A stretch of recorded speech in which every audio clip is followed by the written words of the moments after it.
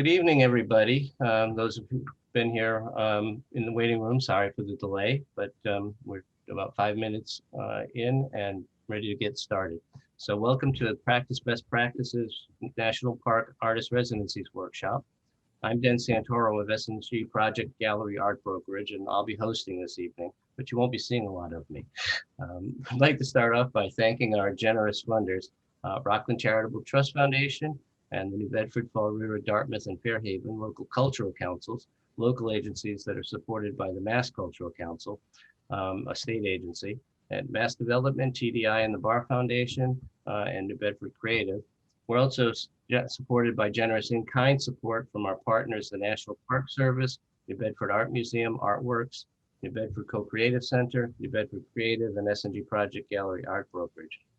We want to thank our panelists tonight, Lindsay Compton, Fitzcarmel, LaMarre, Kristin, Lassard, Alissa, Siegal, Jay Elhard, and Deborah Boucher for taking time to create this workshop content and taking the time to be here and answer your questions. We suggest you read their full bios on the website for more info. This is our third workshop to be moved online since the pandemic. We're getting better at it, but please forgive us if there are any technical hiccups. A few notes before we begin, and these are in the chat. If you have questions during the workshop, please type them into the chat. Some of our partners and I will be monitoring them. And when we select your question, we'll ask you to unmute so you can ask the question out loud. This will give you the ability to ask follow-up questions if needed. And if you prefer not to go on screen with your question, please type that into the chat with your question and we will read it for you. We suggest that you put your Zoom in speaker mode rather than gallery mode. It'll be easier to follow what's going on.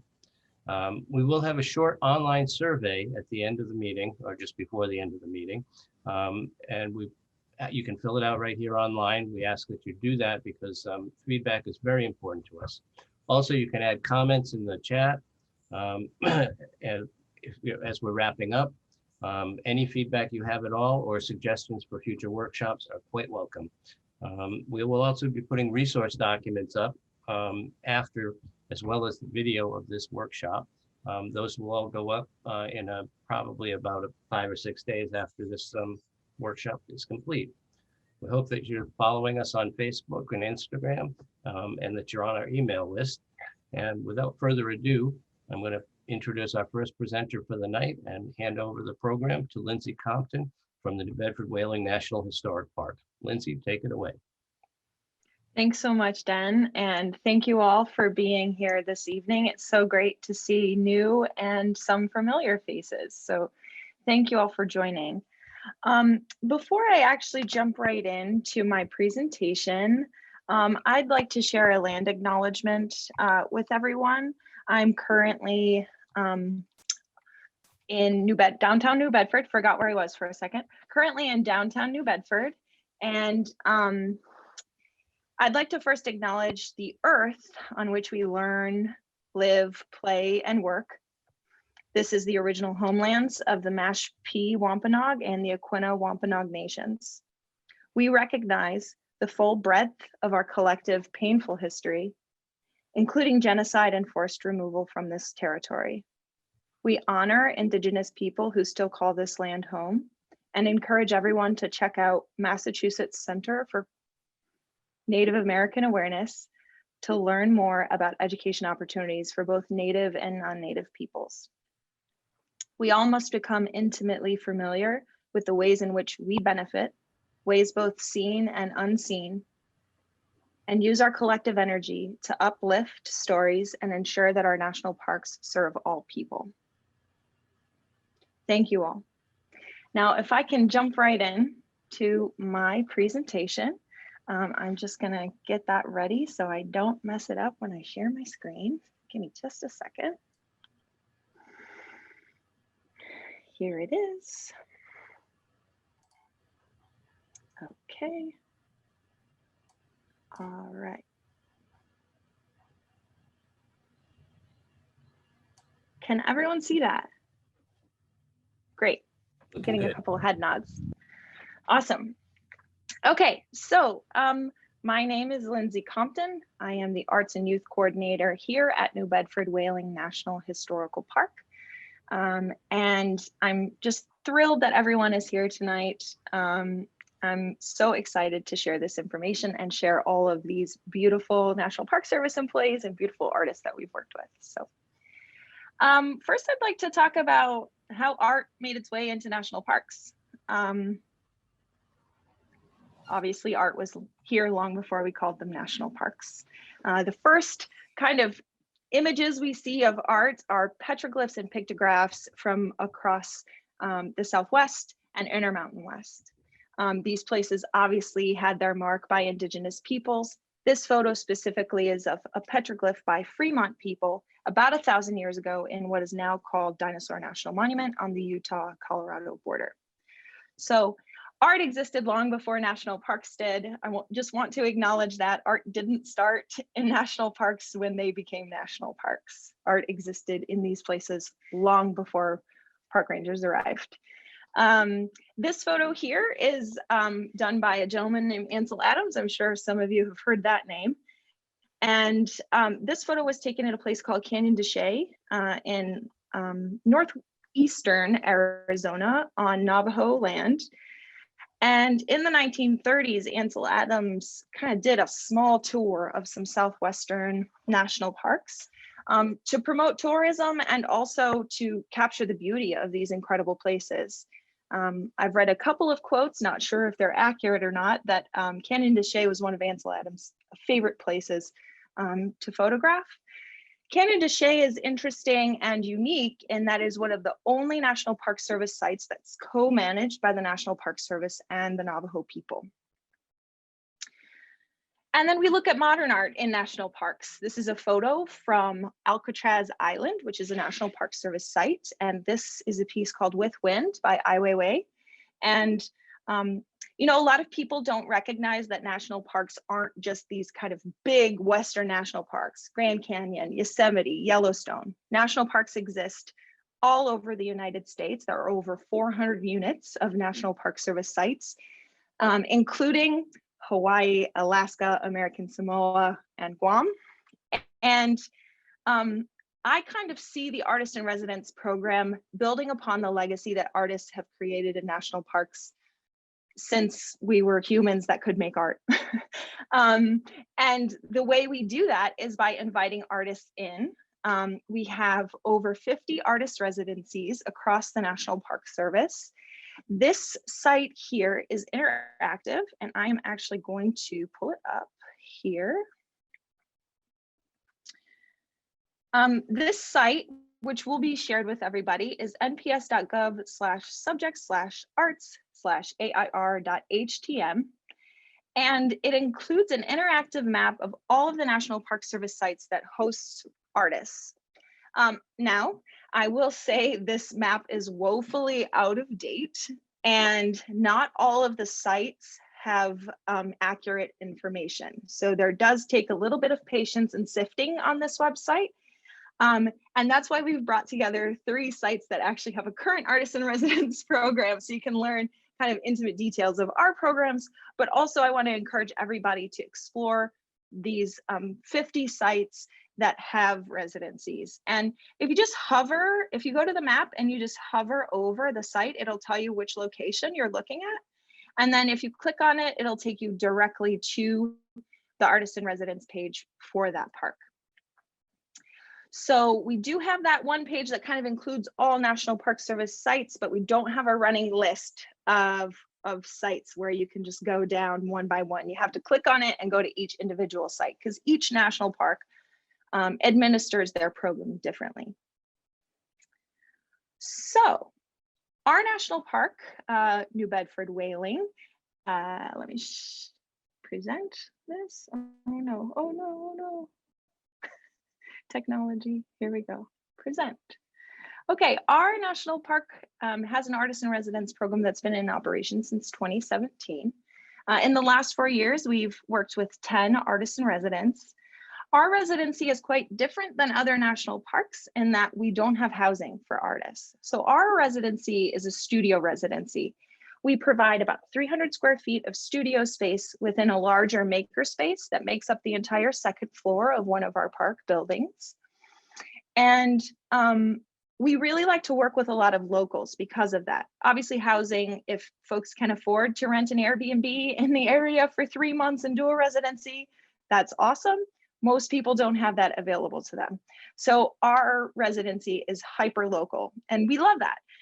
We often get applications from folks from out of state, but more often than not, we are selecting artists from New Bedford, the local area, or sometimes as far as Boston, depending on how far people want to travel. Our Artist in Residence program right now has kind of been in interesting transition during the pandemic. We've been hand selecting artists to work with on kind of small projects. We haven't put a wide call out for everybody because of the travel restrictions, of course. We will start accepting applications on September 1st, 2021 for residencies in 2022. And I'll just credit Weir Farm. I stole this model from them. We are going to have about 6 to 8 weeks of that application period open. Hopefully we'll get lots and lots of applications in that. From that group, we will select 4 artists in residence to serve in the park for 2022. Our residencies are quarterly, they're 3 months apiece, so we only host 4 artists a year in residencies. So we will choose those 4 artists from the applications we will start accepting on September 1st. I'm so excited to introduce Fitz Lamar. He is one of our favorite alum from the program, although we have many favorite alums. And the picture on the left is of Fitz, and you can see he's on the chat. And the picture on the right, I will let him explain. But without further ado, I would like to introduce Fitz Lamar.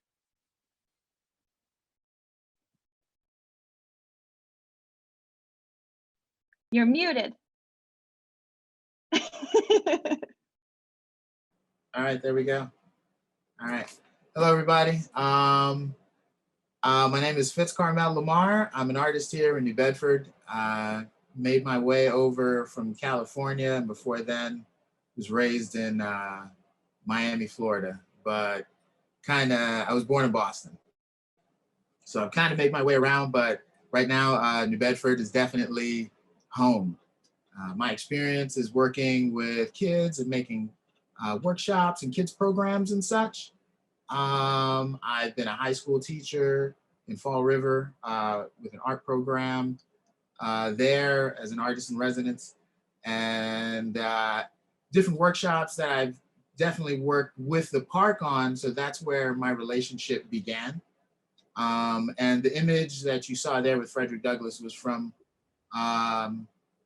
a portion of a presentation that was done with some kids, because there's also an outreach program that was involved in my program with where the kids basically did a whole presentation on heroes and such in a zombie apocalypse situation. So this was one of the book covers that they had designed, and then they had done an oral presentation as well.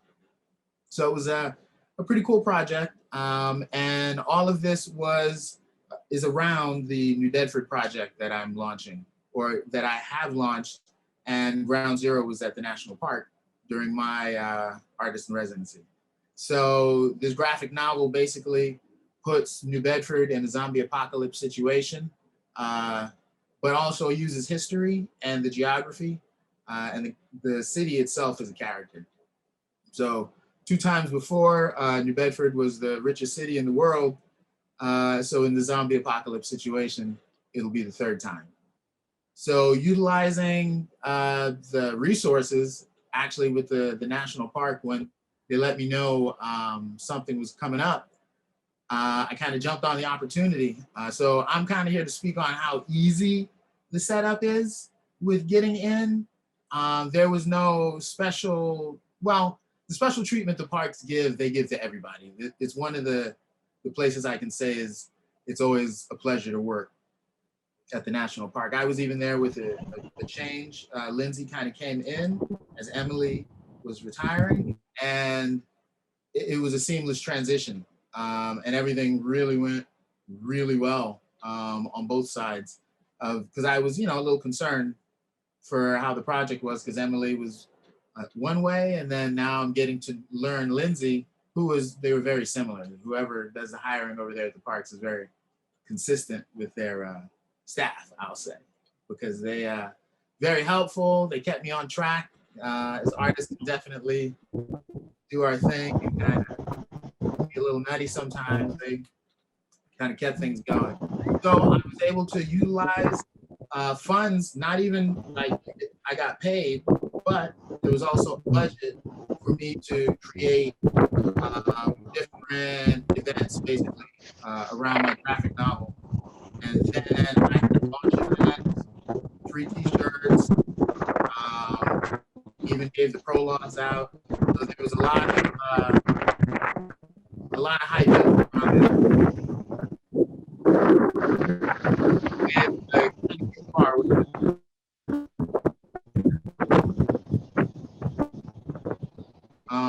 and so overall, I definitely enjoy the support in getting everything out. And to this day, I definitely still would give credit to the parks for what they've done with helping me develop the whole brand from start to finish. And now, as well as doing portraits and stuff like that, what I do with New Bedford basically supports me. So the park is definitely involved in helping me become a full-time artist as well. A lot of these are the pieces that I work on now, and then I have the other New Bedford stuff that's going to be coming out. Part of the New Bedford graphic novel, available on Amazon. Definitely, I lend my own artistic view of the city and use different iconic places to tell a tale of really a triumph of the city. And this is a portion of the kids program. All the kids that are in here I made them characters, or we all worked, so they were characters to be inside the story of New Bedford, of the graphic novel. So there's a kids portion where we worked with the New Bedford housing development. So because of the parks, they were able to give me these resources to where I was writing grants and stuff before. I have some more freedom and kind of my own legs with the project that I started. So I definitely would like to thank the park for that. And then this program is not just for like painters, I would say. Eva Brito, who does spoken word, was an artist in residence. Another painter, Andy Tedesco, he does his own brand of just kind of stylized paintings. Autumn is there now. So the studio is great. It's set up for music. It's set up for painting. And then they accommodate to getting different equipment because they want other artists to be able to do their thing there. So I don't think you can't get it. I would say fill out the application, get in there, and hook it up. And because most likely you're gonna be able to get in. They let a zombie apocalypse idea through, folks. You can do anything. Thank you.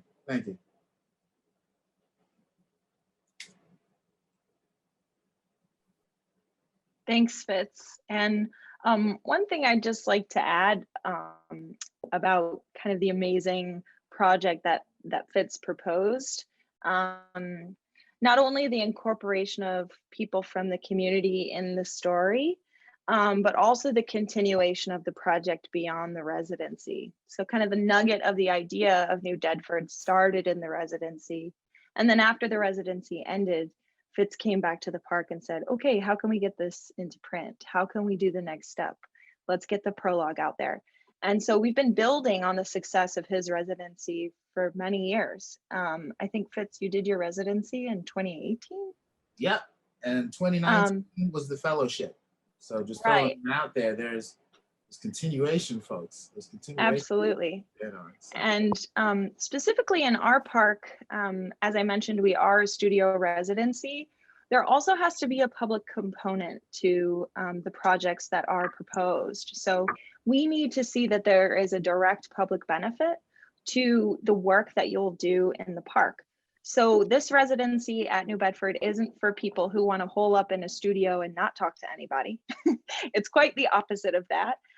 It is a residency where people will come through your studio during open studio hours, and where you'll work with park rangers to come up with appropriate programming for the public. So Fitz and I and another person from the community, Lauren, all worked together to kind of host what's called the Youth Leadership Academy.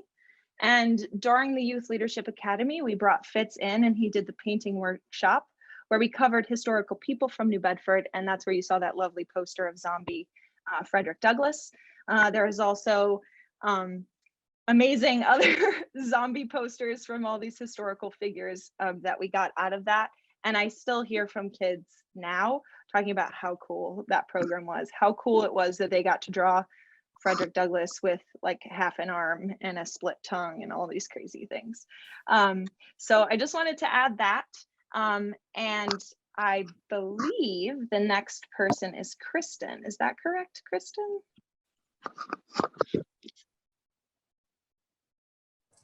I'm happy to go next. Great. I thought Jay was up next, but I'm happy to continue. Whomever is next, go right ahead. Jay, I think it's you. I thought I dodged a bullet there. That's fine. My name is Jay Elhart. I work as an interpretive media specialist at Acadia National Park up here in Maine. I hope you all can see and hear me okay. That's my day job, and one of my favorite things to do, collateral duties has been over the last 10 years, has been working with the Artist in Residence program, because it's very humbling for me and enriching for me to work with these ridiculously talented people, and concepts that we work on together as an interpretive team, you know, like a wayside or an interpretive panel. We'll spend weeks on something that an artist can come along and bang out in a matter of moments, much more eloquently and elegantly than we can. So it's very humbling and very exciting to be working with these people. And that kind of weighs in with the approach that we have on Acadia. I want to second Lindsay's suggestion for playing with that map and poking around with all the very different options that are out there in terms of artist residencies. Because there's everything. I think Grand Teton and Zion have these massive festivals for plein air painting where people can come and all paint together in a plein air setting, and then they have a gigantic auction afterwards to raise money for the program. And there's just so many very different approaches you can do, and there's probably something for everybody on the page that she pointed out for people. So do that. And I'm going to try now and share my screen in a very simple, oh goodness gracious, approach that I had for, I didn't try and do a pretty PowerPoint like she did. I just basically did some notes for myself about our particular program, and it's going to be largely text driven in that regard, but we'll maybe get through ours a little bit there. Acadia is a residence driven kind of program where the big part of what we're asking people to do is come and spend some time in the park, have an immersive experience in Acadia, and then help us, based on that experience that they have here, to help us show the park to visitors in new and interesting ways, based on what they got out of their time here. There's been a program at Acadia, golly, dating back to 1993, it turns out. And we have really hard for us to figure out how many people actually have come through the whole program. And my best guess right now is that maybe as many as 120 people altogether. And we're employing all sorts of, the term there, fuzzy forensics, to try and figure out who was here and when. And we're actually trying ultimately to come up with some sort of an online catalog of everybody who's been through Acadia and the artwork that they've donated to the program. And I'll say straight up too that this program has changed a lot since 1983, and it continues to morph and change, and it will continue to grow and change over time too. So I'm happy to say right now that the timing of this particular webinar coincides with our open call for the people who want to come visit us in 2022. As of this moment, I actually threw the switch a little bit early for your benefit. If you want to apply to Acadia's program, you can start your application process now. There's a good link at the top up there. It's a short link for reaching our webpage, and also the links that go into that. Typically, we host over the course of a year, the full calendar, but like 4 visual artists, and that ranges for everybody from sculptors to graphic artists who do zombie apocalypse stuffs, and the night skies photographer type people. And then we typically have 2 writers in that bunch. We have a gentleman in the park right now who does haiku poetry, and he's exploring the park at this moment. And then we have 2 at-large range people, and that ranges everybody from like music and composers and dance people and indigenous artists and emerging new arts. A woman is in the park, showed up just this afternoon, who is an English horn and oboe player who's going to be with us for 2 weeks now and she'll have an outreach program nearing the end of her time here. The big distinction and a big change for Acadia right now that is very different than the programs that I've dealt with previously, like in Alaska and here, is currently we need to charge an entry fee, of application fee for people to participate in their program, because that's our only source of revenue right now. We really are hoping to figure out some other funding mechanism for that. Given that I do see that as being a very significant barrier for people for getting a nice cross section of people to apply, because that really for people that we're actually trying to, young people and people who don't necessarily come to Maine for vacation kind of thing, that's going to be a kind of a hindrance for people to do that. So we really are exploring all sorts of options for people to participate. But what we end up doing with that $25 application fee is that pretty much it's mostly driven for our housing at the Schoodic Institute. We have apartments that we typically plug people into. So that's normally what we're putting people where that money goes for. Also we just up front for people, we don't have can't offer people a stipend or traveling or living expenses while they're here, but they do get what actually, if you've ever tried to do vacation in Bar Harbor, Maine, it's kind of a pricey place to vacation and spend time in. But we do offer 14 nights in park provided housing, and I really do encourage most of our people to break that up over many visits if they're able, so that they can spend time in various spots around here. As I mentioned, most of the people, when they come here, and they can stay at the Schoodic Institute, and what amounts to, it's a former Navy base on the mainland. And there's a number of apartments where people can stay here. And that can be any time of year round that people can come up here. If they can come up in the dead of winter or in summer, we're usually able to find summer housing for people there. And then also during the off season, as we would call it, maybe from November into April each year, we have a couple of historic gatehouses on the carriage road system here that the Rockefeller family endowed and built, these grand gatehouses that we use during the regular season as housing for seasonal employees.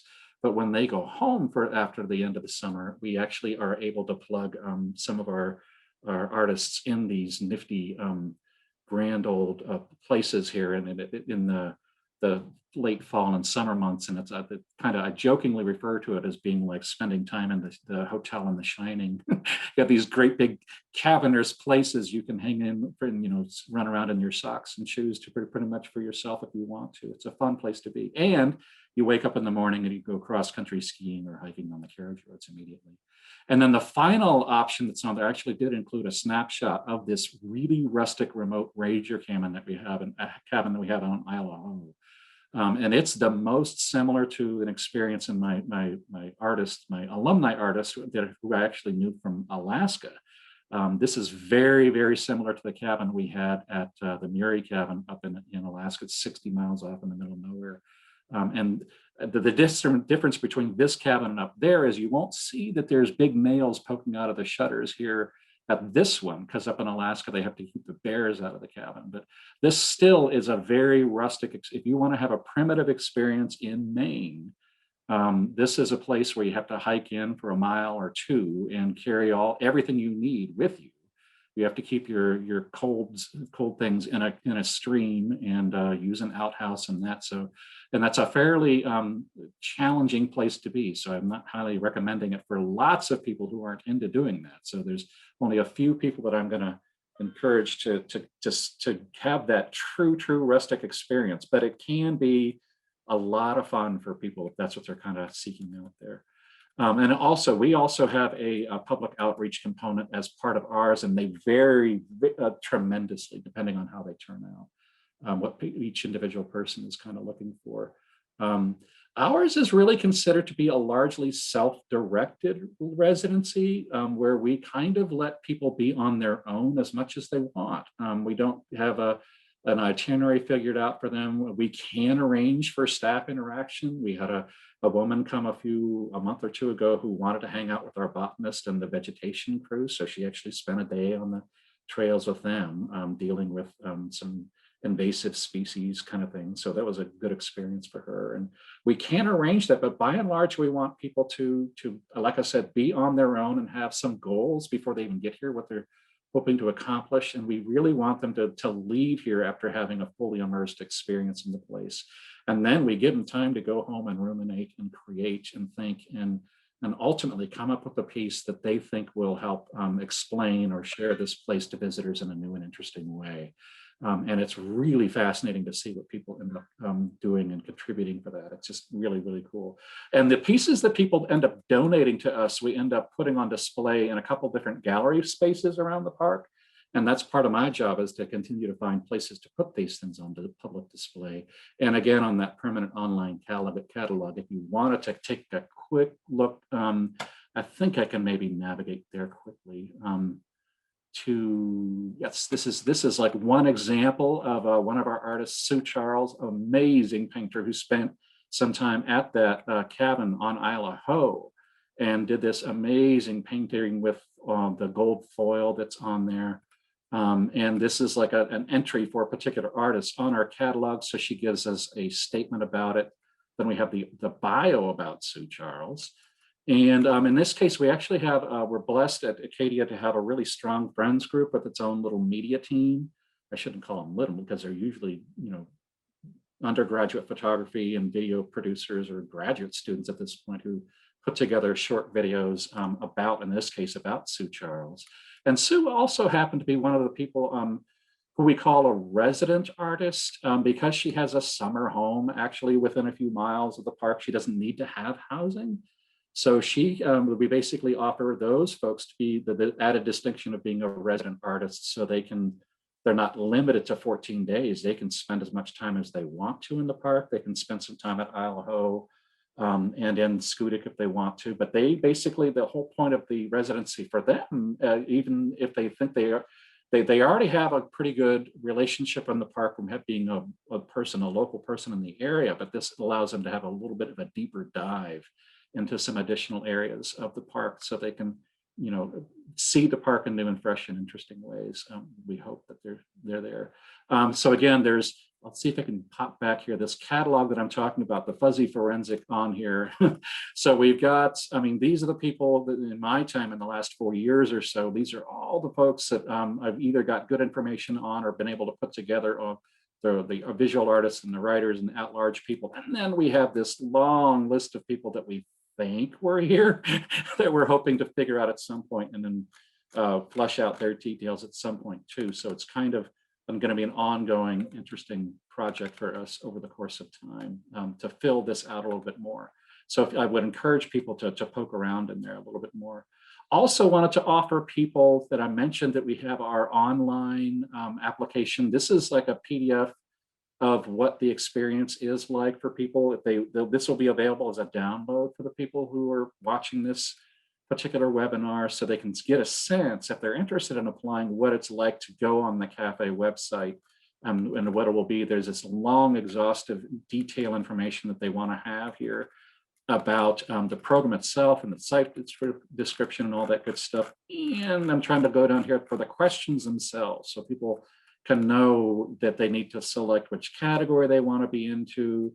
We are hoping to get them so they can copy paste a statement about what they're hoping to gain from a residency here, what their outreach plans might entail, and then some ideas about what their professional background might be. And also like to emphasize for people that this is a residency where you pretty much need to have a car to get around. So that's on there. So it's a pretty straightforward thing, and you can upload as many as 20 things altogether, between whether it's an image of your work or audio, 6 audio clips or a video clip if you wanted to. You're welcome to do that. I'm going to try and get back to my other little thing. Here we go, the preview here.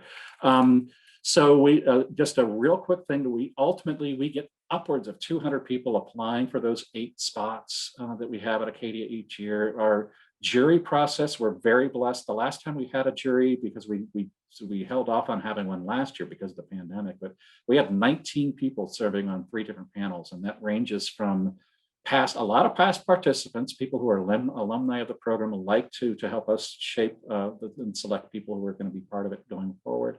Some local subject matter experts, like we've got a gentleman and his brother who wrote some amazing books about art in Acadia that we love to tap into for their expertise as well as a bunch of park staff. I'm really kind of amazed that our chief ranger in the park makes time to participate in our at-large category, because it kind of helps us head off.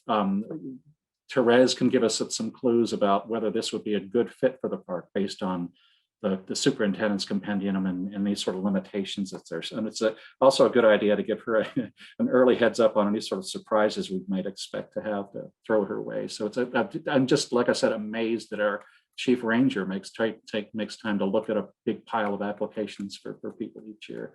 And the takeaway thing that I like to tell people who want to apply for a thing in Acadia is that, like, the first round, probably what people end up looking at is the demonstration of, like, that you have a strong skill set, that you can accomplish what you hope to do. If you set a goal for yourself, that you've got the skills and experience to actually pull it off. That usually is kind of what people are looking for when they're first looking at applications. They're looking for that level of professional competence, if you want to call it that.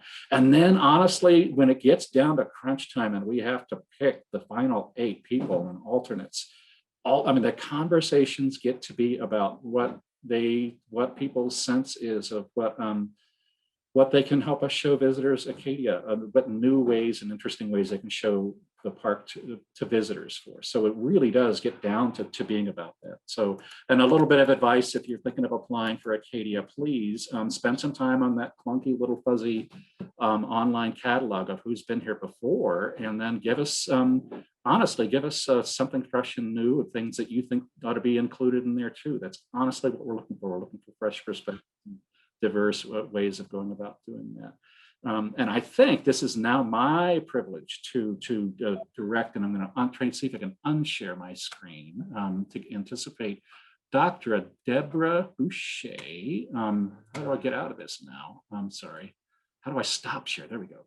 Getting back to normal. So Deb Boucher, I knew from Alaska, from when I was running the program, Artist in Residence program at Denali National Park. And Deb was one of the artists who came through our program while we were there. A very interesting piece that she went through. But the reason I wanted Deb to come and talk with everybody, because she just got her doctorate, in part by doing studies of Artist in Residence programs. And I want to give Deb a chance to talk to us all about what's in your interests. What do artists get out of this whole thing? And again, the academic and philosophical stuff that may factor into that. But I really am impressed with the work that she's done and want to give her a chance to talk about it. So thanks. I'm going to put myself on mute and let her talk now. Thank you.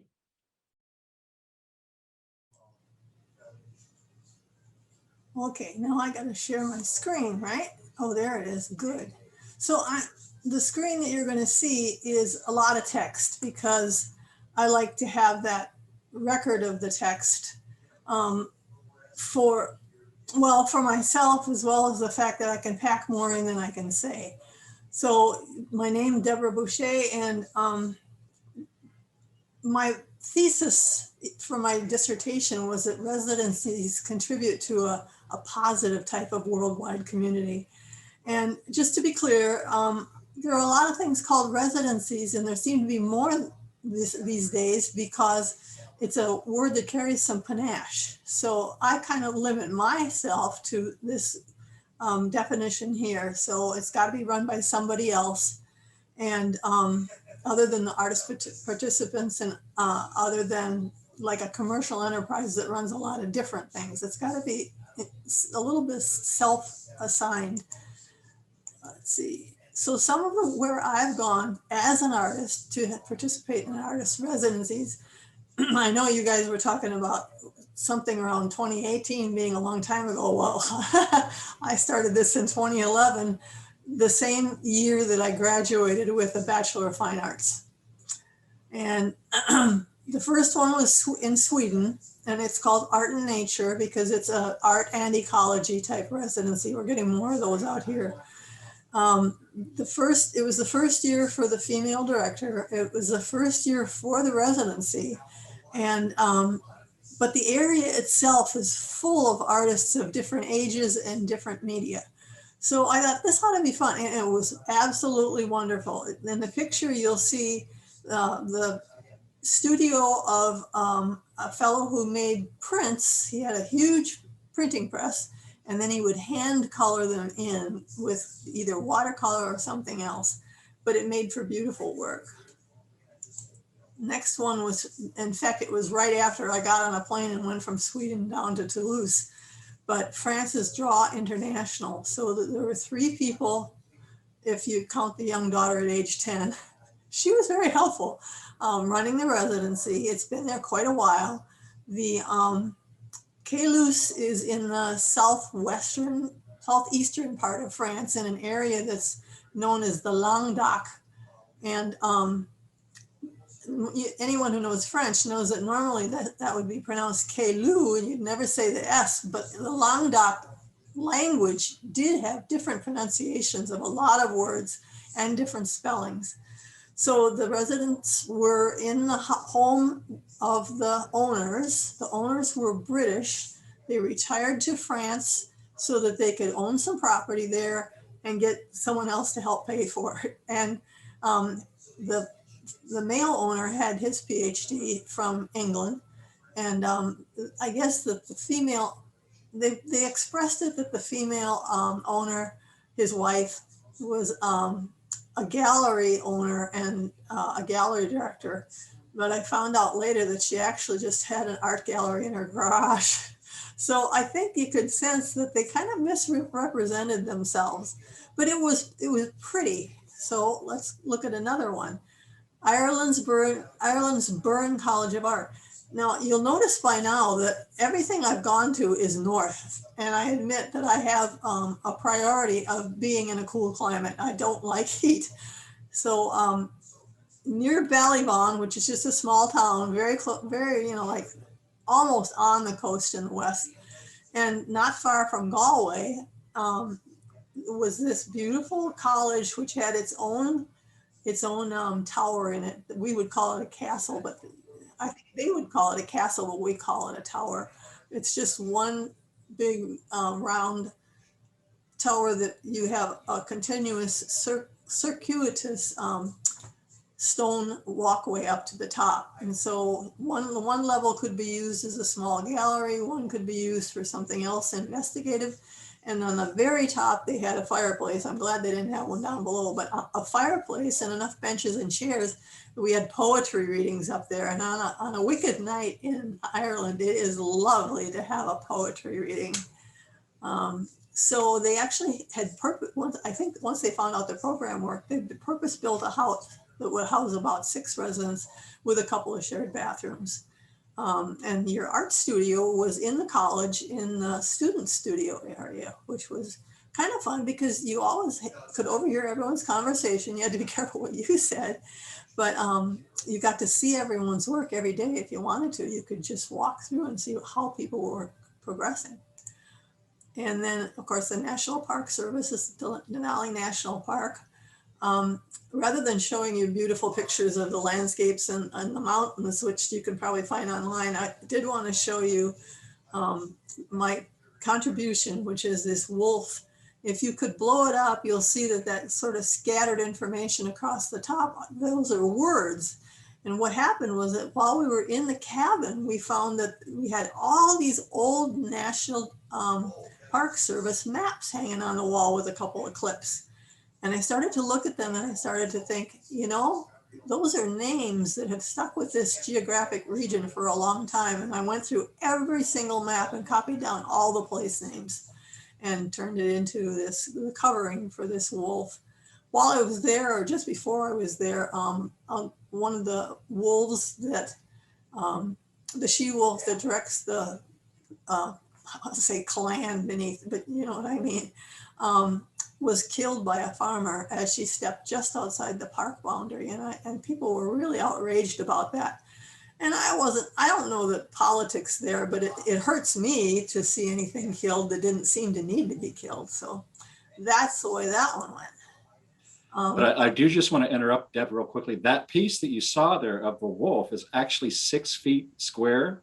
Yeah. There's 4 different panels, and as the person who got to move that around and install it in various different places, all the way from Anchorage to Fairbanks to Homer, that was an interesting journey to do that. But that was in person. That is a really breathtaking piece. I have to give you that, because especially once people realize that words are in there and the larger concept, but it doesn't. The little thumbnail image doesn't do us justice. So.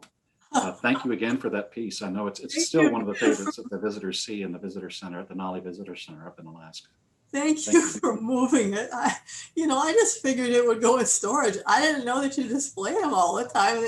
I didn't know you displayed them until I was in the residency in the Holland America resort that you helped me secure. And then when that showed up in my studio, I went, somebody had to move this. Thank you. So my other residencies, and I'm going to call this a residency with a little bit of reserve, Pacific University, which is here in Oregon and only about 25 miles from here, asks somebody to be a visiting artist and teacher. So I was actually there for one academic quarter, but I was living at home. And I was able to teach a freshman, I think it was a sophomore, a junior, and a senior class. And for the seniors, we actually made a project. And for the project, I made a really tiny version of this machine that I call Chaucer that draws while I walk or while I dance or while I ride in my car or in my truck. And it's just a bunch of pens that dangle from rubber bands and they just wiggle and wiggle and wiggle away. Vermont Studio Center in 2012. That was interesting because it was so large and it had, food service, everybody got the same thing, and a huge dining hall. And it was wonderful because you could just change tables and meet somebody new. But the thing that I didn't like about it is that we stayed in various homes that VSC bought up from time to time. And some of them were in pretty bad condition, especially the bathrooms. It's like, oh. My next one, though, is going to be Playa at Summer Lake, which is in South Central Oregon. And it was introduced to me by a co-resident at Vermont Studio, which is going to support where I'm going from there. So some observations that I, as an artist, have is you can have a pleasant experience if people are friendly, if they're honest, if everything is surprisingly nice and clean. It doesn't have to be nice and clean like perfect, but if it surprises you and you go, oh, this is nice, that's really cool. And you get respect and support from everyone around you. But if it's an unpleasant experience, it could be from dishonesty or it could be from somebody who's predatory. And that does include the director or staff, or the facilities are substandard, like I explained about the one in Vermont. So that's just kind of it in a nutshell. And I couldn't think of anything else that didn't sort of repeat this. But the residency that I attended in France was run by that husband and wife and their daughter. And he was predatory. He actually would burst in on my co-residents' bedroom, and when she didn't get a chance to say don't come in because she didn't have clothes on, and she screamed and and told him he could never do that. He had to be careful. He moved her and the fellow resident, the man, and switched their places. So she's finally had a place that she could lock, and he didn't care. He didn't bother him. But I've been in many facilities that don't have a lockable studio or don't have a lockable bedroom, and that should always be part of the experience. So in my research for my dissertation, I found these wonderful supportive quotations, and that brought me into this, but I didn't know these quotations until farther into it. So you can read them. I'll give you a couple minutes. I see that I left some typos in the at the bibliography at the bottom. Please pardon me. A couple of typos, things that aren't supposed to be right together, and things that don't need a comma and a period. All right. This last one is my favorite, though, the butterfly effect, and perhaps even creating a wave of empathy. And that's the way I feel that residencies do work. So we artists that are interested in residencies, and all of you that wanted to come and listen to this talk or participate in this talk, we've got to make residencies attractive, but not too attractive, because you can't overfill all of them and have them be unique. So we got to do that. We've got to do, it's not about the art, it's about the relationship of the artist to the residency, to the public. So when you're in a jury, that can matter. And I will admit that the only way I got into Denali, because I do abstract work, and they always seem to admit people who do something realistic about the park. I had a lovely fellow who was in charge of residencies that year, and he said, just stop and look at this. He said, who can't see something happening here that happens, at the residence? So I got in on an abstract, which was pretty cool. I think there's a lot of text out in the world talking about residencies that sometimes resolves down to, it's just an artist's vacation. It really doesn't mean anything. And that hurts, I think. And I think we should somehow get that out of our vocabulary and not be elite, emphasize quality, which includes some of those physical plant qualities. And then anytime we hear a voice about mediation, we should think, yes, and residencies act as mediators. They get two disparate people together, or a place and a person together, and they're mediating something new. So we should insert our voices into conversations. Now, I don't mean go out in every political conversation trying to turn it on, but you can see an article come by on the internet sometimes, and if it's in Facebook and you can answer it, answer it. So of course, because as Jay said, money is really tough. We have to be like residency directors, seeking and sharing information on monetary support, so that if you ever heard of somebody comes across on Facebook or on Twitter and they're offering a grant of some sort that you could sort of stretch into art at residencies, then pursue it if you can, or turn it over to somebody else who would be useful in finding out how they can go forward with it. And resolve disparities between countries' treatment of residencies. So you'll see that residencies in Japan are very different than ones that are in Portugal. I don't know anything about residencies in the Eastern countries, except a little bit about Australia, because I have a friend there that I met at the Swedish residency. But we can get all the way to countries' treatment of residencies. We can, if we work together, all of that will start to get coordinated. So that's it. Thanks for listening and putting up with my text. Anybody have any questions? Deborah, we got a question in the chat while you were speaking. Kaylee wants to know if you'd be willing to share your thesis with the participants in this webinar. Oh, the literal thesis? I can't share the text because it's under consideration for publication, so you can't give it out. But let's see. The actual, why don't you start somebody else, but I have to look up where it is. Sounds good. I think now is the time for Kristin, since I got it wrong the first time around. Excellent. Thank you. Hi, everybody. My name is Kristin Lassard. I'm a park ranger at Weir Farm National Historical Park in Connecticut. We are a national park for art. So Julian Alden Weir was an impressionist artist, and we are the only national park out of all 420 something that celebrate or is significance is based around American painting. So an artist in residence program is a definite natural fit for this park. It's part of our mission, it's part of our significance, and it really gets to the core of what we do and the importance of this place. So I'll share a little presentation so you can see a few pictures and all sorts of wonderful things. Let me see.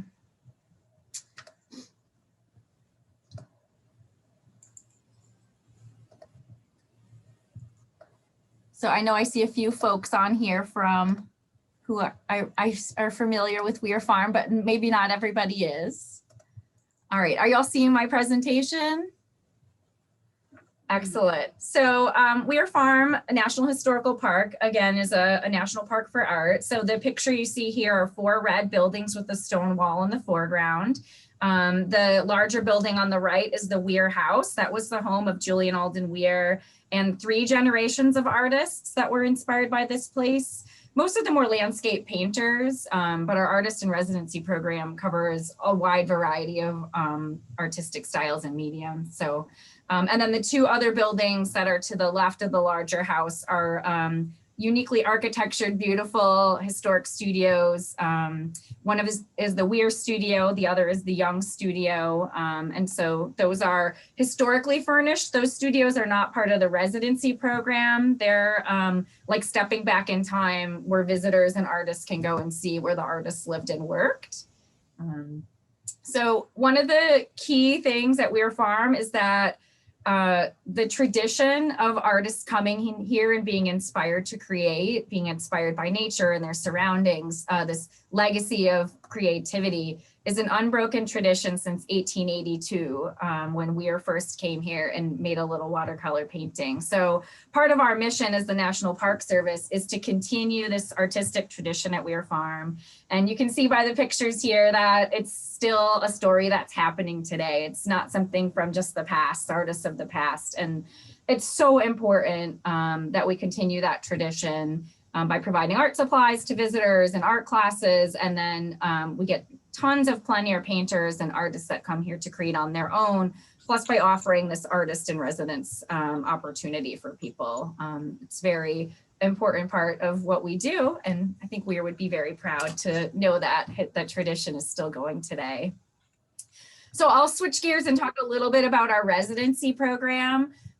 You'll see a picture here of a painting in an easel outside of the Sunken Garden, which is a really unique garden with some curvy, exciting hedges, and then a barn building in the background. This is one of the many sites at Weir Farm that is popular with artists to paint. We have many, many historic painting sites, so we can walk in the footsteps of generations of artists and, you know, see, I'm right in the spot where Weir painted this scene 120 years ago, but then we have these modern day artists coming and being inspired by the same scenes today. So this is a nice painting of the Sunken Garden. Our artist in residence program started as a visiting artist program. There wasn't always a residence, a place for the artists to live. Our visiting artist program lasted about 4 years, and they were mostly local artists in the community. So it was similar to like a studio residency, but without the studio space, where the artists came to the park and did work based on the park, and they did exhibitions in the park's visitor center. And then it evolved as we had access to places for artists to stay. So for a while, the park rented buildings in the neighborhood from some of our neighbors, and the artists would live there and then walk to the park for their experience. And then in the late 1990s, the old Caretaker's house, which was one of the historic buildings here that's owned by the National Park Service, was refabbed into a residence. So it's a cozy little cottage, and there's some pictures I'll show you in a few. So it morphed from a visiting artist program into an actual residency program. Our program is managed with a partner. So it's not just National Park staff that manages or pays for the program. So we have a wonderful partner called the Weir Farm Art Alliance, and I'm going to drop a link to their website in the chat. I'll do that in a bit. I'm not seeing the chat pop up. But they're a wonderful partner. They've been around since the park was establishing in the late 1980s and in 1990 when the park became a unit of the National Park Service. And their mission is to help reunite works of art with the park and to continue supporting the residency program. So they're a wonderful partner. They manage the application process. They pay the bills in the residence, even though it's owned by the National Park Service. So it's really collaboratively managed. We've had about 250 artists from around the world since 1998. Just a handful from other countries, but we have had artists from Germany and Tanzania, Japan, but a lot of local artists, even from the New England area, Connecticut artists, and then artists from all around the country. So it's been a large number of artists that have come here. Our application process, again, is run by our partner. So applications are due every year. They take applications through November 1st. And we typically get about 30 to 40 applications, so much less than Jay gets for his applications. And that would be for 10 slots. So our residencies are 1 month residencies, one artist at a time. And we have the residencies February through November. So we don't have an artist here in December or January, just based on the weather and the holidays and the heating of the building, the historic building. And it's a little isolated in our off season in the winter here. We're in a nice neighborhood and it's a very safe community, but if you're here alone at night, it can get very dark and isolated when it's not our typical visitor season. Now, May through October, you have visitors knocking on the door of your studio to see what's going on in there. But so we get, it's a little bit competitive. We get 30 to 40 applications for 10 slots.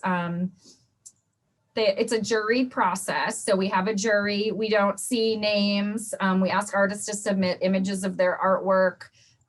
Sometimes we get video. As well as an artist statement saying, what they plan to do while they're here, why this residency would be important to them.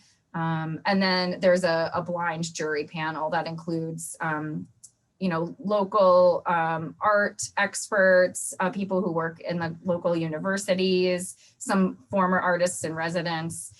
So it's a wonderful process. I've been part of the jury a few times, and it's amazing to me to see the diversity of the artwork that's considered. And, because it's like a blind juried process, we don't know anybody's names, or there's a lot that's kept out, so we can have just a first critical look at the artwork itself. And then reading those statements is something that can be very compelling to the jury. So I'd say if you have a great reason that you really want to be at a certain site for a residency, that part of the application process would help you compete. It's not just, how good is the artwork, and, it's so subjective, viewing the art. So we have a rubric that the panel goes through. And one of the things that we do is we don't want to have just 10 landscape painters. So we try to get a diversity of styles and mediums that come in. Anything visual arts we'll accept. So I know some of the other residencies you've heard about and at other national parks might include writing or music. We're strictly visual arts, but we've had a ton of variety of different styles and mediums. And it's been a wonderful process. The requirements on the artist, there's no stipend, so you don't get paid as part of this residency, but you do get the free room and board. Basically, you're living in the national park for a month. It's a nice cozy cottage with water and linens and everything provided. And then you just bring your own food and art supplies. And the real requirements that we ask are for that public engagement piece. Right now, our artists give a lecture in the local community at the end of their residency to talk about their experience and share their artwork with the community. And then we'll have an on-site open studio hours as well. So here's a picture. A couple of images here on this slide include the red Caretaker's house. It's a historic farm building that was the home of the caretakers that took care of this place when it was a farm before Julian Alden Weir purchased it. And then during his residency here, you'll see an artist plein air painting. That artist's name is Lucy, and she's painting the caretaker's house. And then there's a nice little porch out front. The main level of the house is the living space. And so there's a living room, kitchen, bathroom, bedroom, and then upstairs is like an empty loft. The upstairs of this building used to be the studio. Right now, it's just kind of an empty space because we have a beautiful studio that was built in 2010. So this is a studio that is built on the footprint of a historic building and based on a historic building that was already in the landscape at one point. So we had everything we add into the landscape here, we are very thoughtful about. We want it to look just like it did, like you're stepping back in time to when the artists were here. So even though this is a modern building, it's very much designed to blend into the landscape and be based on what it would have been like. There was like a farm garage building that was kind of falling apart that they designed the basing of it after. So on the left-hand side, there's 3 doors. That's a storage area for the park. And then the studio space is on the right-hand side of the studio. It's got some big, beautiful glass doors. You can open the barn doors all the way and get a lot of light in there. The picture on the bottom left is of an artist with their supplies set out in the studio with some large windows. They oversee a wetland, which is really beautiful. Just a really nice, quiet, peaceful setting. So you can see that backside of the studio there. So it's a great space, and artists have, we have like tables and easels and some materials. They bring their own art supplies, but I've seen people totally rearrange the studio and create really unique installations inside and all sorts of fun stuff. Here's a couple more images of some artists in the studio space and then of the space itself. On the left-hand side, this picture shows the large glass doors on the back of the studio and then the skylights above. So you can really control the light in the space. And that's something that's really important, obviously, to the artists that come here, is being able to control that light and space and then also have their privacy, because you are in a national park. So even though this is a very private residence and we don't have like open studio hours, maker space like they do in New Bedford, it's very private. Visitors will still come. So if you wanted your privacy, you have that ability to close all the doors. And then we've had artists that have done some amazing work. Here's a few images of some of the artists that have come over time.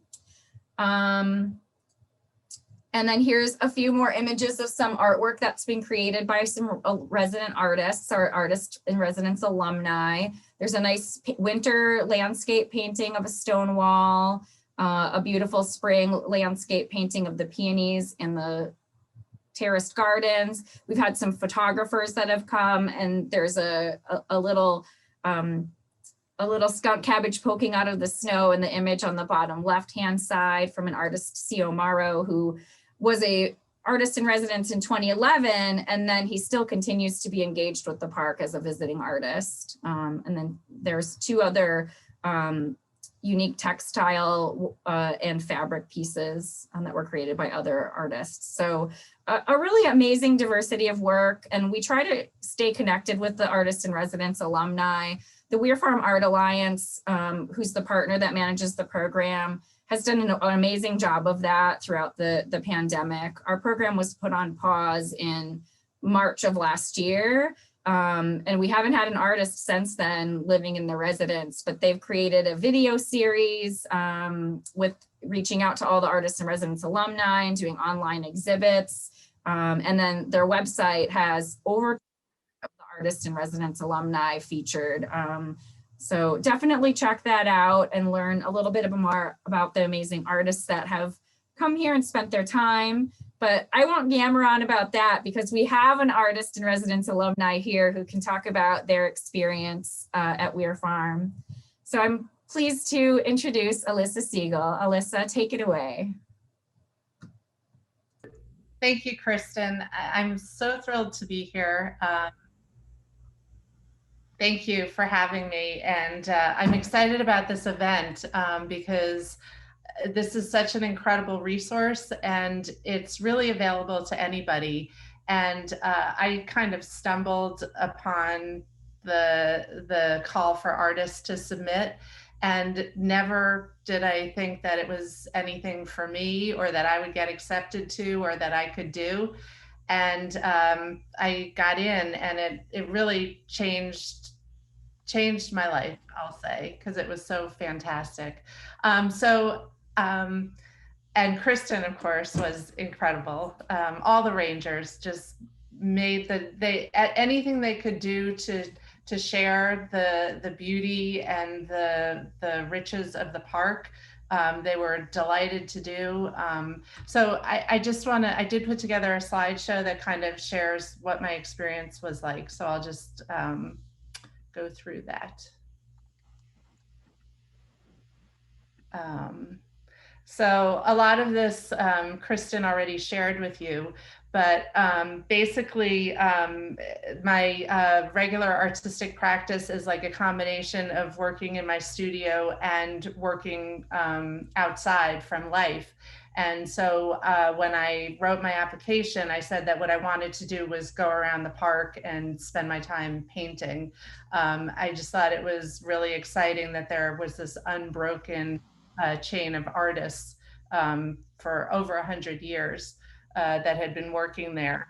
And you could feel it as soon as you stepped in the park. As Kristin said, there were visitors every single day who came and set up and made art. And tons of people stopped to talk to me, including the Rangers, about what I was doing. And everybody was very curious and friendly and welcoming. So this is the Caretaker's house, which you just saw. And I was there in September, and even at that time, it was a little freaky to be there all by myself at night and really early in the morning, but mostly because there was a lot of wildlife around. I heard like owls and weird howlings and animal sounds. But it was it was a nice, safe place to be. And so it was really exciting to have that sense of solitude in the park. And this is, I really like visiting like historic houses and old places and just getting a sense of what life in different times was like.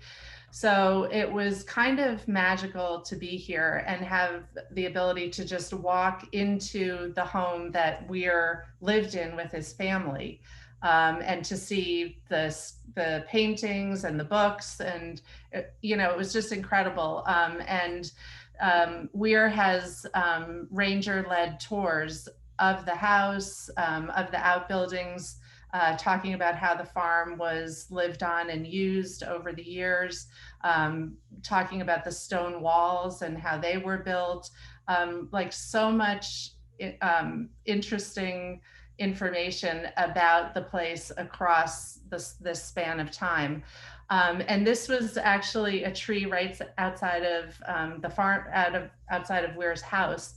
And I painted this tree many, many times. It was just my favorite tree. And right in front of it, you can't see in this painting, there was a big slab stone set on smaller stones. and then benches made out of stones also. And Weir had built this stone picnic table for his daughters and his family.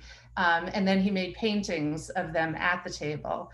And here I was painting the same table. It was just incredible. And this is right near the sunken garden that Kristin was talking about. And so, you know, every place I walked on the farm, there was a different story. This was an old ice house, and I learned about some of the workings of the farm.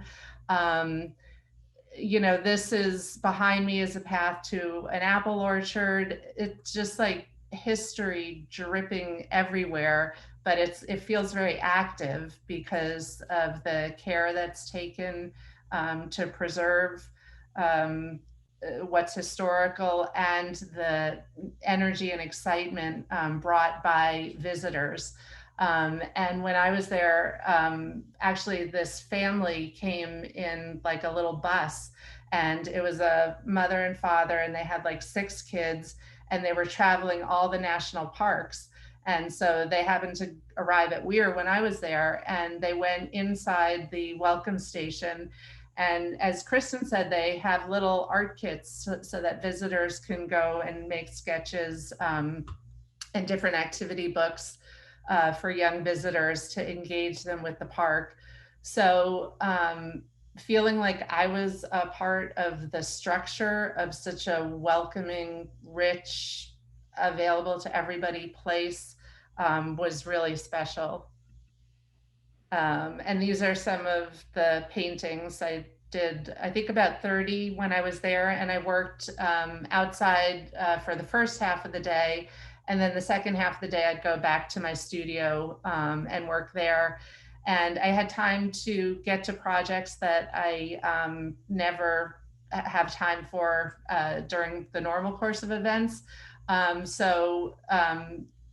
Part of why I would encourage everybody to apply for something like this is it gives you the gift of full focus on your creative practice and expression, and everything else is taken away. Like I didn't have a car there. I didn't have to go on my computer or pay my bills. I could really just make art and wander the park and talk to people. It was amazing. And while I was there, when I first got there, there were apples on the trees, and during the course of the month, the apples ripened, and this is a yearly event. Volunteers came and pressed cider.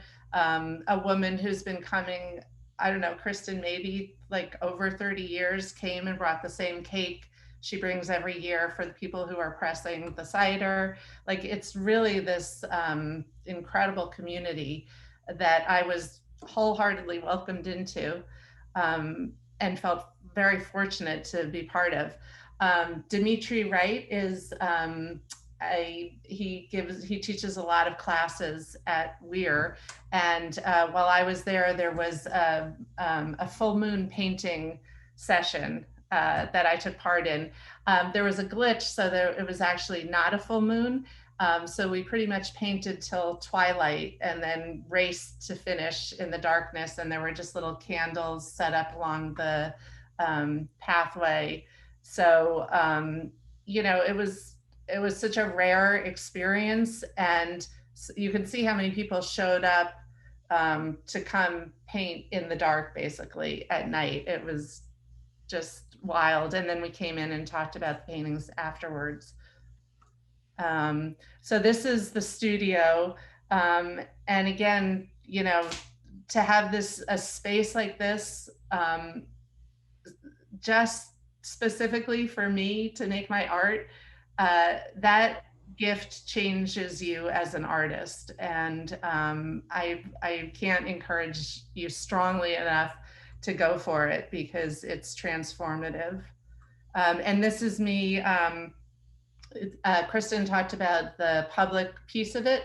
So part of that was having an open studio event where I welcomed the Rangers in, and other visitors just came less formally, but all the rangers were really excited and interested and curious. And then I had to give this talk, and it's something that I've not done too frequently, and I stressed a lot about it, but it was such a fantastic experience, talking to a room full of people about my art and my experience as an artist, that it was just another way that I grew as a result of this residency, and it did change my trajectory. And this is just another painting, so I'll stop the share. And I just want to say it was like this residency, it gave me the ability to literally do nothing but like get up, have my breakfast, go outside and paint, have like a really simple lunch, and then go be in the studio or wander the park.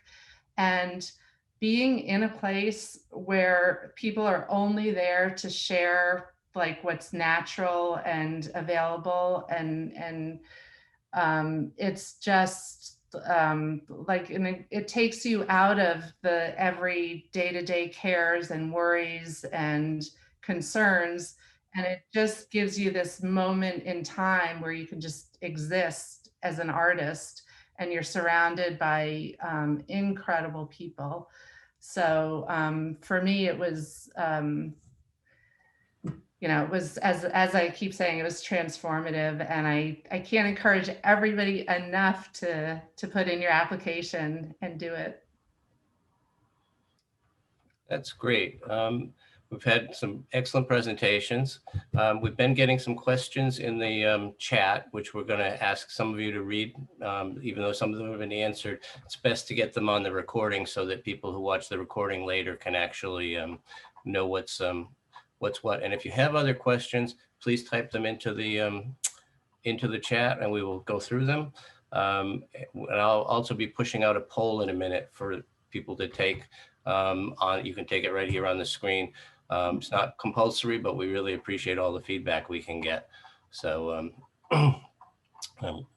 going back to some of the messaging here.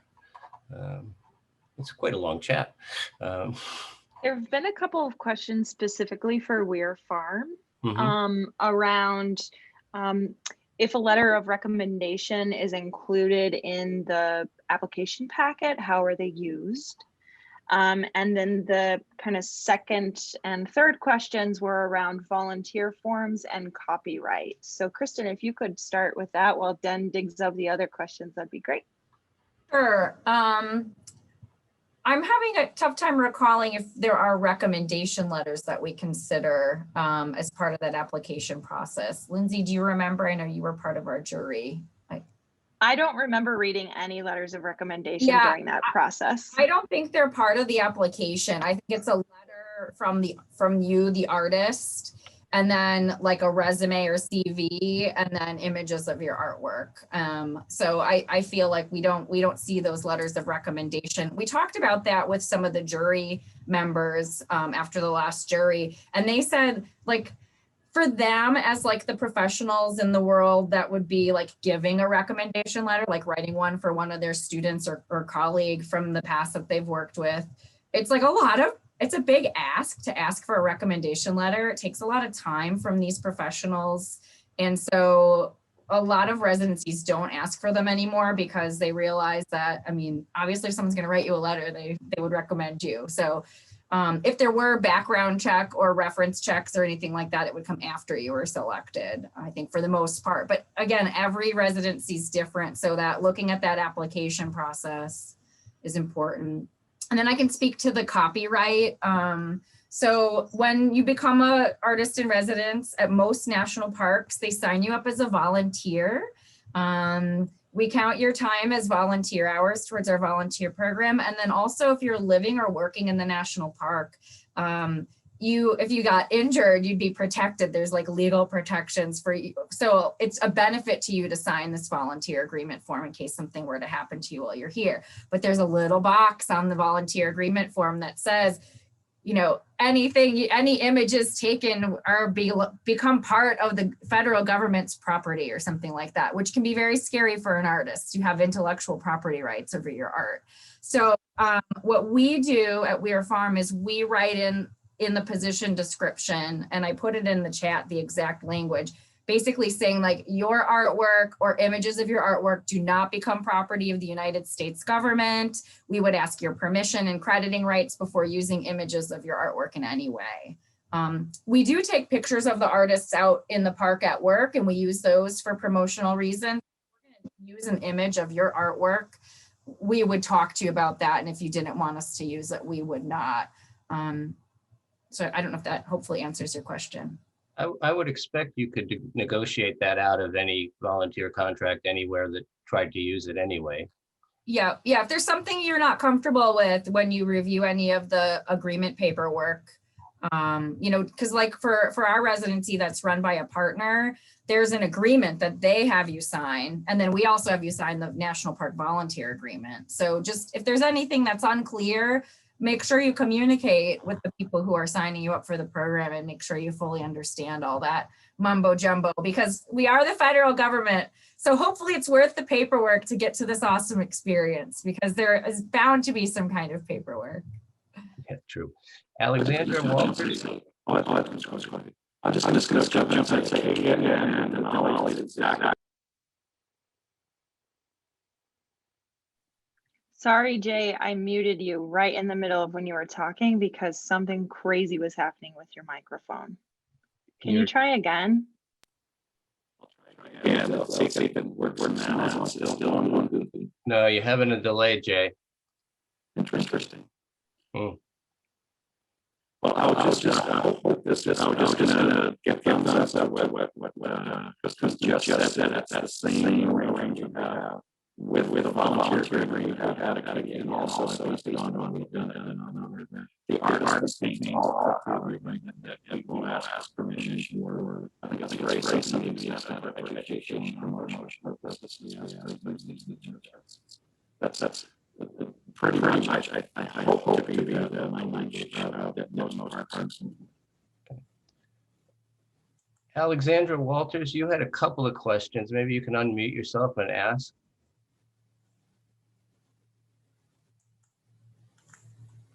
Alexandra, you still in? I am here, but I'm pretty sure that the questions have been being addressed in the chat itself. Yes, but we'd like to get them on the recording because the recording goes out on the website and the chat does not. Okay. I'm going to have to read them back off of the chat then. Your first one is up around 6:12. Timestamp.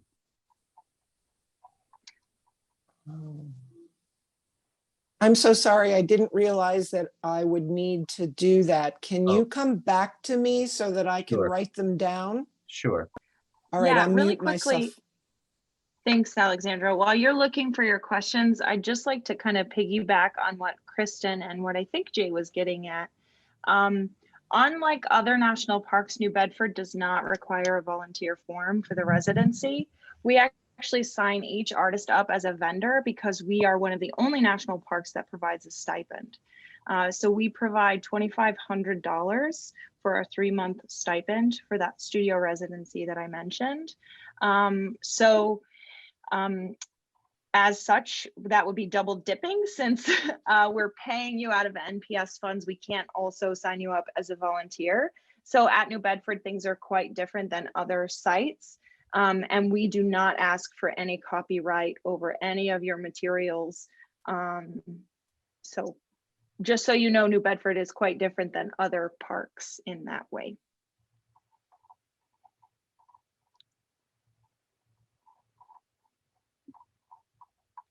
Okay, did you find your stuff, Alexandra? I'm just now scrolling down to the new questions. Yep, I found 2 of them.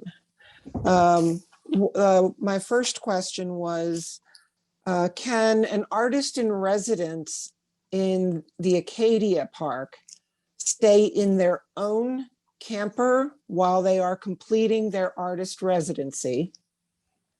was my first question. The next question was, are artists permitted to apply to art residencies in more than one park? If I've done a residency at Acadia, does that have any weight or bearing in being able to apply for an artist in residency at another location? So I'll start, and then I would love for the other folks, the other NPS administrators, to chime in. Personally, as the administrator for this program, if I see that someone else has done a residency at another park, that to me says you know how to work with the National Park Service, you've successfully done so, and as such, we may not have to explain kind of all of our wildness in great detail to you because you've had a National Park Service residency experience. However, each residency, as we've talked about, is very individual and very different. So Kristin and Jay may have a completely different view on that. But generally speaking, I see it as kind of a highlight if someone applies and they already have experience working in a national park. So, would you like to start working? We actually had. Is it okay? Is my microphone okay? Your audio is again garbled. I don't know what happened. Is there a way you could type it in the chat, Jay, and then we could read it aloud so it is recorded? That would be great. I just wanted to share, oh, sorry, Kristin. Go ahead. I just wanted to share that the artist, two artists before me at Weir, he's an incredible artist, and he used his residency at Weir to kind of rest and replenish because he had gone literally from residency to residency to resident, and that was his life. And he like traveled in a car, a huge truck that could carry his huge supplies. And so, yeah, I think lots of people, it's a lifelong endeavor going to all the parks. Yeah, and we actually, part of our program at Weir Farm, will allow people to apply again if they've completed a residency 5 years later, and they just recently bumped it back to 2 years later. So say you were an artist in residence in 2017, you could apply again in 2019 for the 2020 year. So you could even apply again. I think we've had maybe 1 or 2 artists that were a resident back in the early days, like the late 90s, early 2000s, that have applied again and come back in like full circle experience. And it's been really meaningful. Cecilia Wainwright, do you have your questions been answered? Like some of it's been talked about with the VIP stuff and the copyright issues. Were there any other things that you had questions on?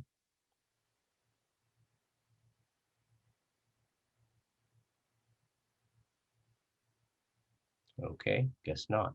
All righty. And we have pushed out the poll. If you would take a minute to fill out the poll, it really helps us. Also, if you have comments and questions about the program or ideas about future programs or things from ideas about what we could have done better in this one, please type those in the comments too. We really take all that stuff very seriously.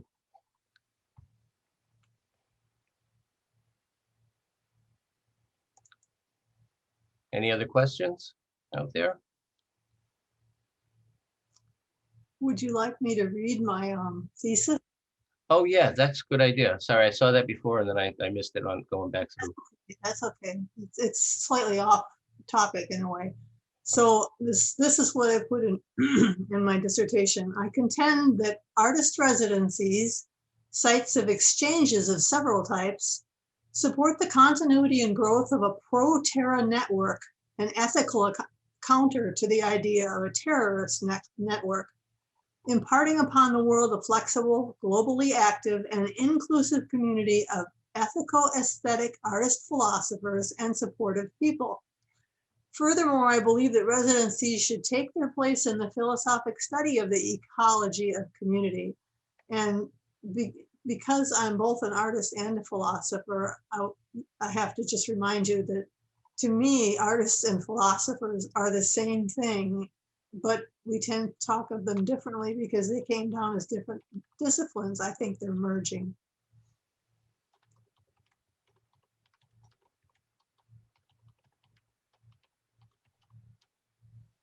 So it looks like Leslie mentioned that the poll. Yes, the polls Okay. get, let me address that. Sorry about that. The polls get replicated. Most of the questions are the same, but with the smaller ones, we usually ask about the specific presenters. And I'm sorry to say that somehow when this replicated and edited, the edit didn't stick because those questions should have been taken out. So just skip the presenter questions. All the other questions are pretty much the same. And in terms of the presentation materials, the stuff you saw is the stuff that's going to be on the website along with some other things and links. So that's the information there. My apologies for that. There's no way to look at the poll except in the edit, so I don't know what happened there, but I will figure it out for future reference. So just ignore those names. Also, Jay added a few things to the chat that I'd like to read aloud just so they're heard by everyone. Great. He says that they've had artists who've been to half a dozen parks work in the residency before. And he also mentioned that camper sites might work out in Acadia. We can look into it case by case. Those sites in seasonal housing are highly coveted, but we have 4 campgrounds in the park and we might be able to arrange something with our fees division. There is another question about forms from Cecilia. The NPS, I think that means, does the NPS have an overarching form yet for these types of programs, like in the OMD forms? I'm not even really sure what an OMD form is. Could you explain a little bit more on what you want? I can say though that any overarching form for an NPS site revolving around artist in residence programs is not really going to work. Like we keep saying, each program is individual. So the form that might apply to my residency program would not apply to Kristin's because hers is organized by an outside partner, and also wouldn't apply to Jay's because Jay has housing and we don't. So that's what we mean when the programs are just so individual. And unfortunately, we can't speak for every residency in the National Park Service. We can only speak on our 3. But we do encourage everyone to reach out to the individual sites that you're interested in. So Cecilia, if you are interested in a specific park, I encourage you to go back to that website we shared kind of at the beginning with all 50 artist in residence programs, and contact the individual program that you're interested in to ask about specific forms, copyright, whether or not they sign you up as a volunteer, etc. Let's see if there are any others.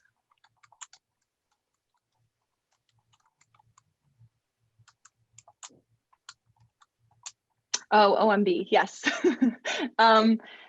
Great. Yes, I will resend the link to everyone in the chat. Concurrent applications, okay, discouraged. Concurrent applications, I imagine that's completely up to you. If you feel like applying for a lot all in the same year and you want to kind of take a shot into the dark and see what hits, I definitely encourage that. There's not going to be anything behind the scenes where I'm chatting with Kristin going, hey, did this person apply for yours too? We're all kind of doing our own thing. So if you've applied for mine and you've applied for Kristin's, there's probably no chance that either of us would know that unless you told us. So I would encourage you to apply as many as possible in hopes that one might stick. Like Kristin mentioned, these programs are very competitive. So, you know, I would encourage everyone to apply to multiple residencies year after year, even after you maybe accept or maybe you get rejected, because I know we've had several applications from people. Actually, there's one person on here that has applied a couple of times that has always kind of been a runner-up, and we haven't been able to select that person yet, but we are hoping like in the future we may be able to select that person for a residency. So yeah, I would just encourage everyone to apply to as many as you can, as many times as you can. Michelle Vegan asked, do most residencies require a car?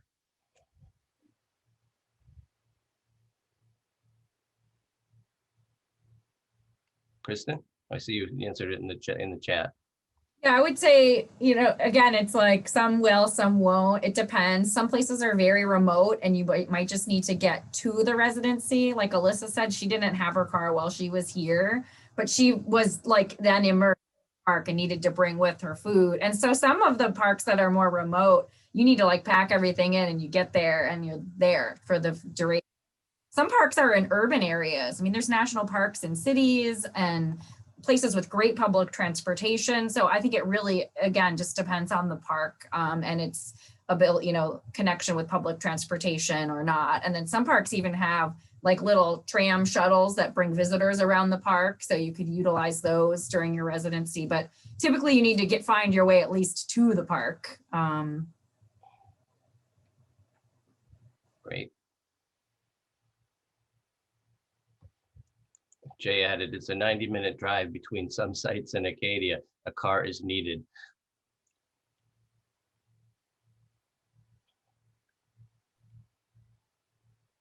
Okay. In New Bedford, a car isn't necessarily needed. We're right in downtown New Bedford, so depending on your access to public transportation or if you have a bicycle, really just depends on where you are, but a car is not required for our residency because you're only kind of working within 33 acres. And if you needed to use a vehicle, we could potentially go the route of using a government vehicle, but that would be very, very rare. I have one question for the wonderful panelists, artists. Is there any bit of advice that maybe we haven't heard through your presentations that you could give to anybody that wants to do a residency? Any like other tidbits or things you wished you knew before you showed up to the national park? I just have one quick thing to say, which is I felt so pressured. I was like, I have to go. I have to like come up with product. I have to perform, you know. And then before I showed up at my residency, I went to the artist talk of the guy I talked about before who just used that as like a replenishment. And I realized that like it could look any way at all. And part of the magic here was just like the trust that was put in me as an artist. And so I was able to go there with total freedom. I didn't have to prove or produce or do anything. So I would say if you're thinking maybe this isn't for me, I'm not there yet, I'm intimidated, don't listen to that because it's not true and go for it. Colin Burke has an interesting question in there. Colin, you want to read it out loud?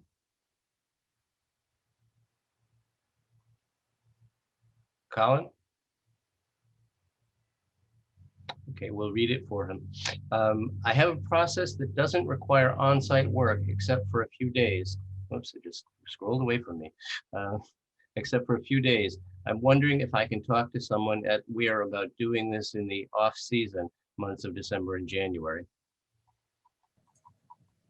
That's a very specific question. So I'll put my email in the chat. And if you want to follow up, typically we do not offer shorter residencies. We get a lot of artists that say they want to come use the space. They only need it for a week. They'll do it in between other residents.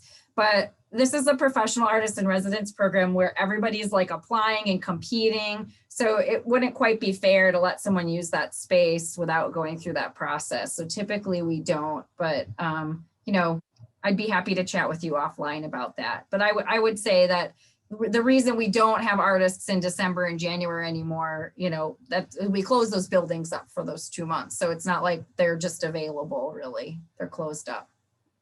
Okay, good question. I have put the email for practice best practice in the chat as well. If any of you want to contact us, it's contact@practicebestpractice.com. Also, our website is practicebestpractice.com. And our this video, after we do the post-production and add credits and such, should be up in about a week on the website if you want to refer other people to it, or if you want to review it again yourself. It usually takes us about that long to run it through post-production because that's not my job. So, any other questions?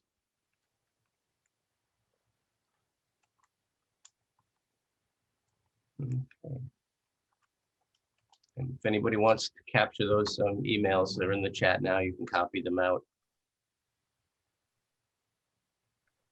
Before we get off, I'd just like to thank our artists, alumni artists, and our panelists for joining in on this webinar. And thank you to Practice Best Practice for hosting this webinar. I'm very encouraged to see that folks feel like this should be shared outside of the group who participated tonight. I think that's amazing. And maybe sometime next year we can put together another panel and do this all over again. So thank you everyone for joining us this evening and your wonderful questions and engagement. It's been so wonderful. Yes, and please follow us on Facebook and our website and join our email list, because we do a wide variety of these. There's already several up on the on our website that you can see, and we will be doing more over the course of the years as funding permits.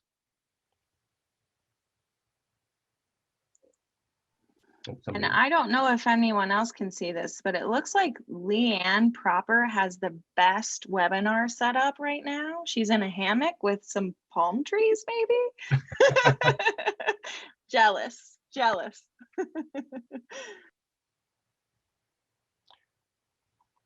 Okay, Greta Linwood, Grethel Linwood. Feel free to unmute yourself and ask that question.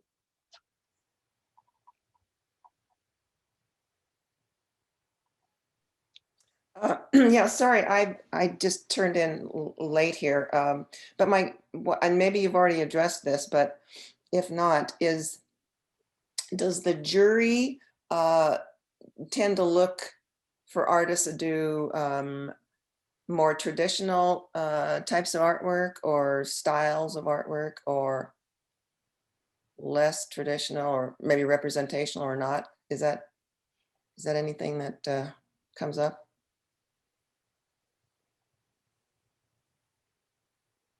Lindsay, do you want to, or Jay, if we can hear you?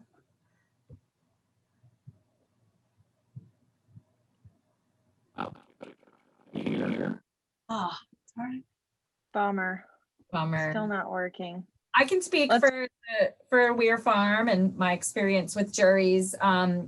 It's not any one style of art in particular. So it's a varied range of different styles of art, different mediums. I think what's compelling is like there's a quality of work section in the rubric, but it's not like we're comparing apples to oranges a lot, right? Like there's paintings and photography and spoken word. So, you know, there's a great rubric I think that a lot of juries will use that have criteria to kind of rate the quality of work. And then like what can compel a jury also is your plan. If you submit like a work plan for what you're doing during your residency, or your letter, your statement of work, some juries will request as part of the application what you're planning to do. And then sometimes it's, you know, just the letter of what it means to you and what that experience will provide you as an artist, because a huge part of why the Park Service provides these residency programs isn't just, you know, to see all this quality artwork being produced. It's about your experience as the artist, and that is so important. And so if we're seeing that through your words and what a meaningful experience it would be for you, if we're this close on two artists and this one is, you know, oh my gosh, this would be like life-changing for them, that might give you a little edge. I know, Lindsay, what do you think? Well, unfortunately, the person who asked the question didn't see the first part of the webinar where they could have seen that we did a zombie comic book. That I wouldn't say is traditional in terms of artist residencies.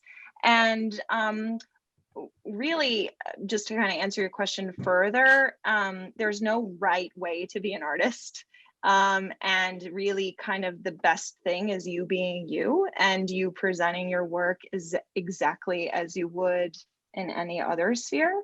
And so I think a huge pillar of kind of how we rate artist proposals is uniqueness of the residency. And our three pillars are uniqueness of proposal, appropriate residency, and artistic merit.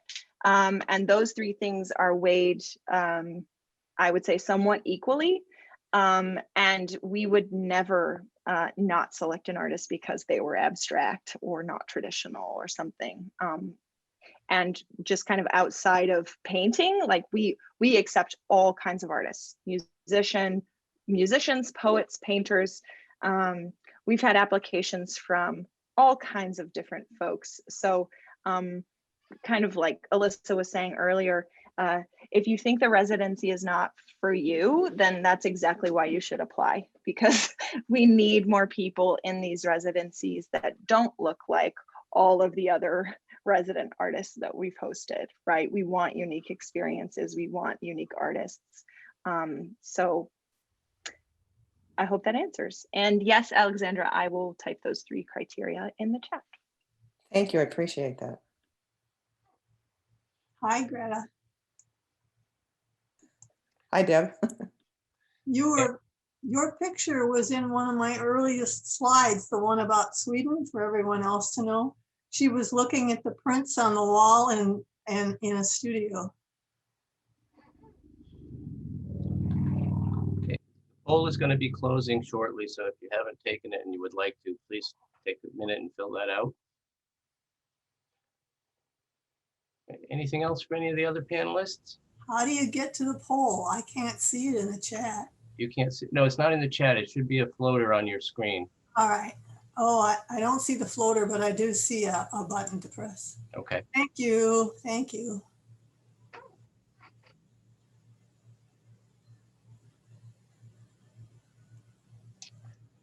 Any final comments from the panelists?